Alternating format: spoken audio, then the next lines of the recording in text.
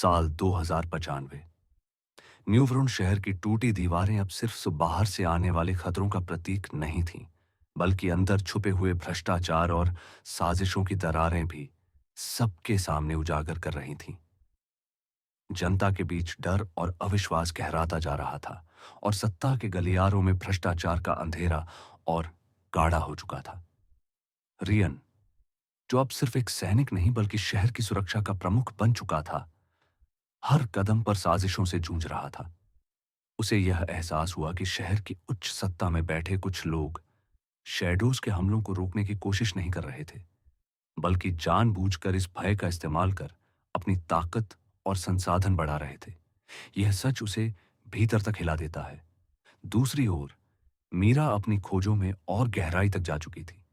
उसने ऐसे सबूत जुटाए थे जो ये साबित करते थे कि शैडोज का आतंक प्राकृतिक नहीं, बल्कि योजनाबद्ध प्रयोगों का परिणाम था।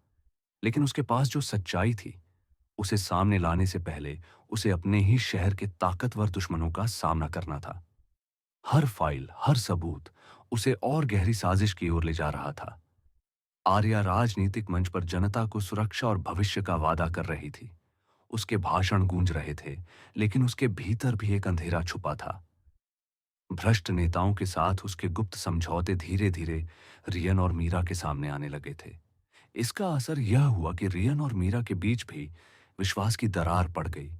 क्या आर्या अब भी उनकी साथी है या वह भी उसी भ्रष्ट तंत्र का हिस्सा बन चुकी है? वहीं शहर की दीवारों से दूर वीर और उसकी विद्रोही सेना जनता तक सच्चाई पहुंचाने की कोशिश कर रहे थे। उनका उद्देश्य सत्ता व्यवस्था को बदलना था, लेकिन उनके अंदर भी रणनीतियों और विचारों पर संघर्ष था। विद्रोह की ज्वाला भड़क रही थी, लेकिन उसके भीतर भी असहमति की चिंगारियां मौजूद थीं।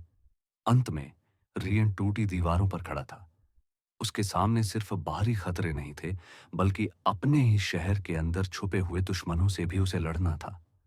उसके मन में गूंजता रहा, हर कोई दोस्त नहीं और दुश्मन हमेशा दिखाई नहीं देता।